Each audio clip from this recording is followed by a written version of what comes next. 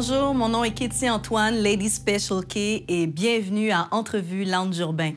Aujourd'hui, on reçoit un poète, slammer, du nom de Fabrice Coffey. Comment vas-tu, Fabrice? Bien. Fabrice, ça va super bien, puis merci d'avoir accepté mon invitation. Plaisir, merci. Bienvenue dans mon espace créatif, Espace Urbain Montréal. Fabrice, j'aimerais que tu me parles un petit peu de toi. D'où viens-tu? Je viens de Côte d'Ivoire. Je suis né à Montréal. Je suis né à Ottawa, en fait. J'ai grandi en Côte d'Ivoire. Un petit tour en France. 15 ans que je suis au Québec. Donc, ouais, à Caen, à Chantilly, un peu de Sénégalais, tout couleur, un peu de Béninois, pas mal de Québécois depuis. Tout ça. On se promène encore. Puis là, tu es à Montréal. Ouais. Et puis maintenant, tu peux choisir. Tu as choisi de rester à Montréal. Entre autres. Ben oui. Entre autres. Parce que finalement, le monde est un grand village aujourd'hui. C'est clair que Montréal sera la pied à terre. J'adore Montréal. Il y a vraiment une connexion qui s'est faite avec Montréal il y a 15 ans quand je suis arrivé. Puis oui, ça va être Montréal. Ça va être le retour à Montréal. Peu importe où on va aller, là, ça va être le retour à... Mais il faudra passer par la Côte d'Ivoire, absolument. Mais Montréal, on l'appelle la maison. C'est ça, c'est devenu ça. Je m'appelle Serge, j'ai 32 ans. J'habite un bloc appartement. Demi-sous-sol me sert de... Je t'ai présenté comme poète slammer. Est-ce que c'est exact? Oui, surtout la partie poète, j'imagine. Ouais. Le slam, pour moi, c'est une soirée. Le slam, c'est une soirée slam. Donc, c'est une soirée, c'est une rencontre entre un poète, un public, et puis la poésie, qui est la raison principale pour laquelle, d'ailleurs, le slam existe. On n'est pas là pour le poète, pour son poème, pour le public, on est là pour la poésie. C'est le seul endroit où on peut tous s'exprimer sans forcément se juger et que, surtout la soirée slam, tout le monde a le droit de dire un texte. Même si je t'aime pas, j'aime pas ce que tu dis, quand ce sera à ton tour de dire, là, moi, je devrais être capable de me battre contre n'importe qui veut t'empêcher de parler. C'est à ce point-là qu'on veut que tout le monde ait le droit de parler. Donc oui, donc la soirée, c'est le slam. Et puis moi, est-ce que je suis slammer? Oui, dans la soirée slam. Tu m'invites à une soirée slam, je serai slammer comme le conteur, comme le cinéaste, comme le rappeur, comme le poète, comme tous ceux qui seront là et qui feront du slam ce soir-là. Fait que le slam, c'est le moment. Ouais, c'est juste l'instant. Alors, c'est le poète qui slame. Ouais, c'est l'instant. OK. Pourquoi la poésie? J'étais à l'école, j'étais étudiant en commerce. Je devais être banquier. Je ne voulais pas de mon père, puis être banquier, puis revenir au pays, puis être banquier, puis... C'était ça le plan. Juste pas assez heureux, ouais, c'est ça, juste pas assez heureux. Et j'ai jamais voulu être artiste, j'ai jamais voulu faire de la scène, j'ai jamais voulu tenir un micro, j'ai jamais voulu être poète, j'ai jamais rien voulu de tout ça. Je voulais juste être heureux, par contre. Je voulais être heureux sans raison, je voulais être heureux pour rien, heureux parce que je participe à la vie. Je voulais être heureux pour ça, juste pour le fait d'être... Waouh, tu te lèves le matin, tu respires et t'es heureux. Ça me permettrait d'être heureux dans mes actions et puis d'être heureux finalement en tant qu'humain. Et puis, c'est la poésie un mardi soir, par hasard, dans un café, Beaubien, Saint-Zotique, Sablo Café, Calm Unity. Il y a un truc qui s'est passé là. J'ai vu une scène, j'ai vu des musiciens, des artistes, des poètes, des chanteurs, des rappeurs qui n'avaient pas de plan pour venir sur scène. Moi, je venais d'une école, il y avait un plan. Tu seras telle personne, tu iras à tel endroit, tu feras telle étude, tu feras ceci, ensuite cela. Et puis là, on me disait, non, Fabrice, il y a un côté de la vie qui te permet de sauter dans l'inconnu. Puis tu sais quoi? Waouh! En général, l'inconnu, c'est la plus belle chose que tu aurais pu espérer pour toi-même.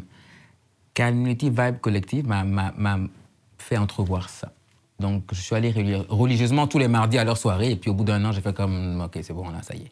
J'avais quelques textes. J'avais 14 ans. J'avais écrit un petit texte parce qu'il y avait une fille qui m'avait brisé le cœur. Donc, j'ai écrit un texte et puis j'ai aimé l'expérience. Donc, de temps en temps, j'écrivais. Il fallait vraiment que ce soit, tu iras à ton bac, tu iras à Montréal pour les études. Et puis, c'était ça le plan. Le plan a changé. Ouais, le plan a changé. Ça a mis du temps, 28 printemps. C'était une plaque tournante dans ta vie, là. Montréal, absolument. Ça se sentait déjà. J'étais à Abidjan et puis je sentais que Montréal, il y avait quelque chose à Montréal. Pour moi, au début, je pensais que c'était l'amour. Je me disais, waouh, tu vois, il y a là-bas, waouh, l'amour, la femme était waouh. Non. On cherche encore l'amour. Mais c'était la poésie, je pense. C'était le choix de moi-même décider de qui je voulais être. Est-ce que tu as trouvé qui tu es ou tu es encore à la quête de qui tu voudrais être? Ça fait 12 ans que j'ai choisi de faire ce choix de vie-là de poésie, d'artiste. Donc, je suis encore un bébé. Je nais quand je suis en train de regarder émerveillé tout ce que ce monde-là a à m'offrir. Donc oui, j'en profite pour me donner la chance de faire pas mal d'erreurs, puis de me connaître. Donc je continue encore à me connaître. J'espère que ça durera quand même. Mais tu partages cette quête-là avec nous, avec moi, qui te suis dans ton parcours artistique en publiant. Tu as publié, tu as un CD, tu as quand même commencé à documenter ton travail un peu comme un anthropologue. Oui, j'imagine, mais ça se fait un peu par défaut, j'imagine. Ça se fait parce que tu fais ce que tu fais. Moi, c'est ça, j'ai voulu être heureux, j'ai arrêté l'école. J'ai commencé la poésie, puis il me fallait un CV. Il me fallait un CV. C'est bien gentil que tu veux faire ce que tu veux faire, mais moi, je vais dans un endroit où tu as un CV, et puis tu appliques dans des endroits, et puis on voit ton CV, puis on dit « OK, d'accord, je t'engage ». Donc, l'équivalent du CV, moi, c'était un album. Donc, j'en ai fait un assez rapidement, dès que j'ai pu. Peut-être 3 ans après avoir décidé, j'ai fait un album pour mon... C'est une carte d'identité, c'était voilà. T'es pressé, t'es passionné, t'es jeune, il faut... Donc, je prenais toutes les scènes que je pouvais prendre dans Montréal, Henri Bourassa, peu importe, il fallait trouver des scènes de poésie, j'y allais. Et puis, j'ai rencontré Guillaume Soucy, un guitariste, compositeur en 2006. Puis là, ça a pris la forme de chanson. Les poèmes ont pris la forme de chanson, ils ont trouvé un univers musical. Puis on a fait l'album. On a fait l'album, puis un an après, il y avait le recueil de poésie qui venait avec. Mais c'est ça, c'était plus moi, ma carte dans mon CV. Mais ça, t'as pas à le croire. La petite haïtienne joue avec le jeune québécois. Tu vois, quand je vois ça, moi, ça me rend cabas, quoi. Ça met KO direct, une plante verte dans l'asphalte. Et si le monde le laisse comme ça, voilà sa nouvelle façon. Le mec au dépanneur s'inquiète pour ce qu'il va fonder. Il me dit, man, les gens passent leur temps défoncés, Serge. Fabrice Coffy, il écrit sur quoi? Qu'est-ce qui l'intéresse? Ah, c'est ce qui le touche, j'imagine. Et ça ressemble à quoi? Au début, il écrivait sur des constats. J'écrivais parce que je pense qu'il y a une différence entre le moment où pour moi, tu n'es pas poète, et puis le moment où tu deviens poète, si ça existe. Je suis devenu poète, entre guillemets, quand les gens m'ont appelé poète. Ah, c'est le poète. Donc, tu te dis que c'est qui le poète? Ah, c'est moi le poète. C'est là que moi, j'ai fait mes... Et puis avant ça, j'écrivais, c'était plus des... très émotionnel, c'était l'émotion. Un truc qui me touchait, un truc que je voyais, un clin d'œil qui m'avait marqué. Donc, j'essayais de développer le clin d'œil sur quelques quatrains. Un peu comme un journal intime? Ouais, ça ressemblait à ça, exactement. Des petits moments comme ça que je prenais un peu comme des photos. J'aimais pas forcément le jeu des rimes et de la pirouette littéraire, mais juste l'émotion, transmettre l'émotion du clin d'œil qui a duré un quart de seconde en quelques minutes. Puis aujourd'hui, est-ce que tu utilises ce talent pour des causes plus grandes que toi-même?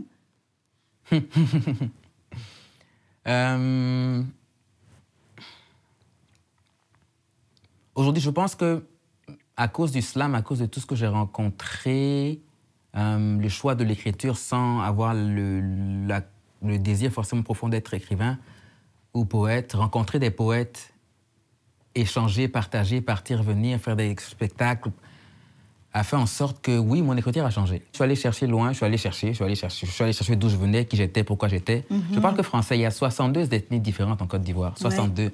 Je parle que français. Je parle français, je marche français, je respire français. Je ne suis pas français. Tu rêves en français? Ah, c'est sûr et certain.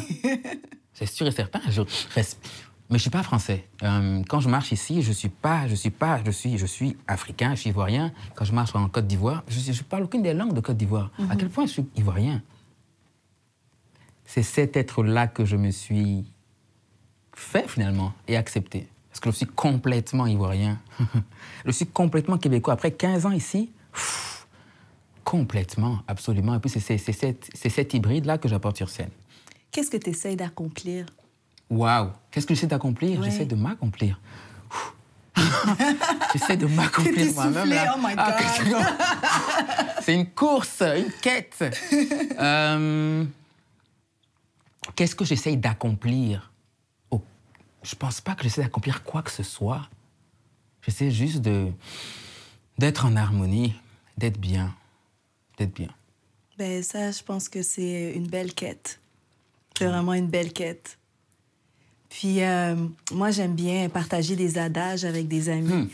Ma mère m'a élevée avec des adages. Je pourrais t'en sortir pour toutes les circonstances. Wow. Eh ben dis donc, comme bien ça, l'excès en tout nuit.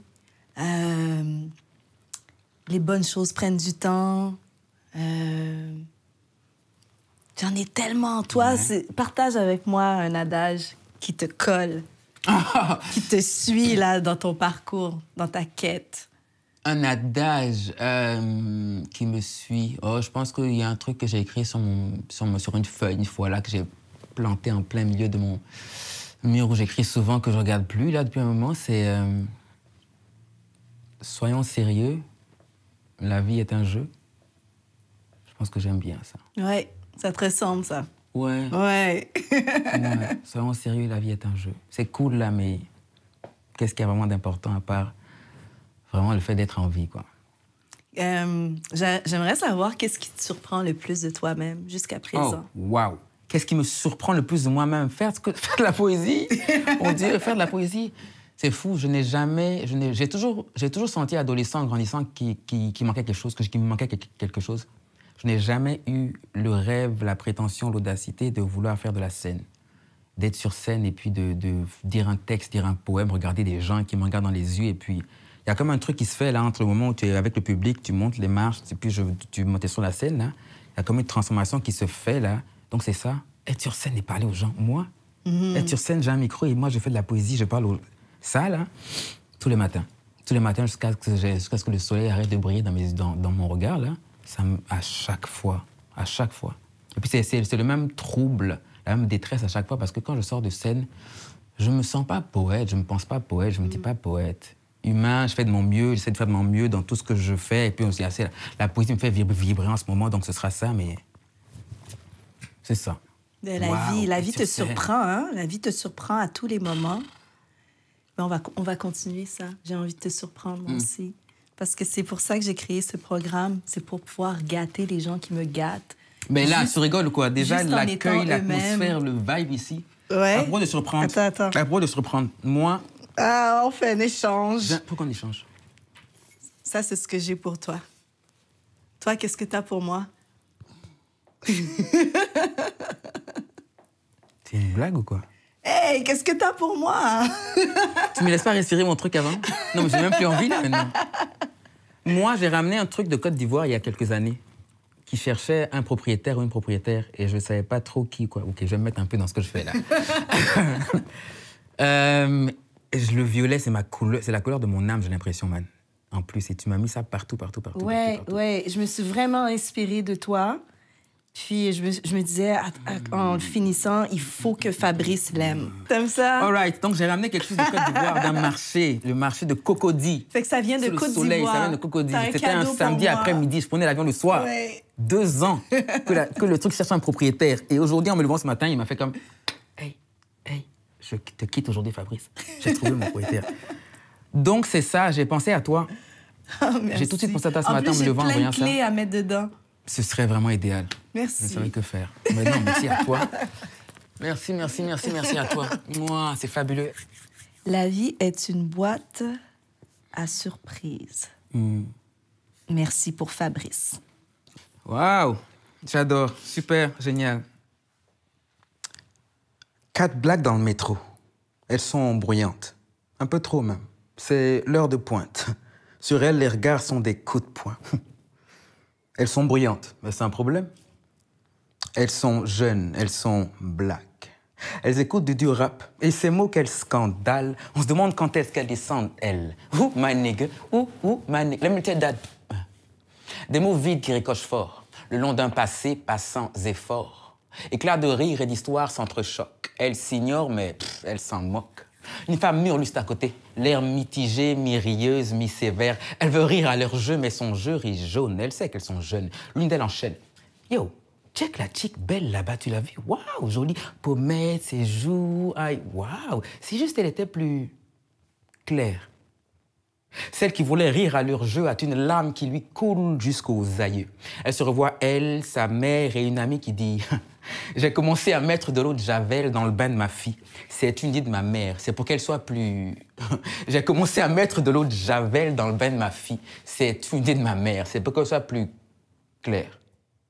Moi, j'aime ta couleur. Café clair ou foncé, marron, chocolaté. Chabin, chabine ou carteron sont les couleurs, mon frère, les douleurs, ma sœur, de notre bel arc-en-ciel. Elle se revoit enfant de 6 ans. offrant à sa mère ses tourments. J'ai la couleur de mon père, je le hais. Les filles dans le métro continuent leur manigance, se check de la manicure à l'élégance, se classent comme en classe en black, black, black clair. I don't like her, she's too dark, it's ugly. I don't like myself, I'm too black. Guys don't talk to me. Petite fille noire qui grandit, pliée. Feeling too dark to be loved, appréciée. Puis l'agressivité devient colère, elle se rebelle à l'intérieur. Et toi, la claire, tu vas en manger une. Café, clair ou foncé, chocolaté, demi-tiers, chabin, chabine ou carteron sont les couleurs, mon frère, les douceurs, ma sœur, de notre bel arc-en-ciel.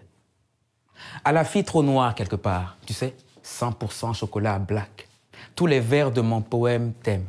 Tu n'es ni ta couleur, ni ta douleur, et j'insiste. La vie t'aime parce que tu existes. Tu n'es ni ta couleur et ni ta douleur, et j'insiste. La vie t'aime juste parce que tu existes. Dans le métro, les portes s'ouvrent et les pensées se dissipent. Les pas s'évadent, le même récit se récite. On s'enseigne le tabou noir. Ritournelle d'une craie blanche sur tableau noir. On s'enseigne le tabou noir. Ritournelle d'une craie blanche sur tableau.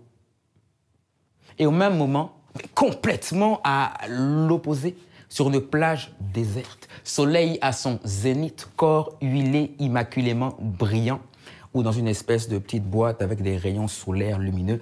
Mesdames et messieurs, un blanc cherche à bronzer. Donc les noirs veulent devenir, les blancs veulent devenir noirs. Café clair ou foncé, marron, chocolaté, chabin, chabine ou carteron sont les couleurs, mon frère, les douceurs, ma sœur, de notre bel arc-en-ciel.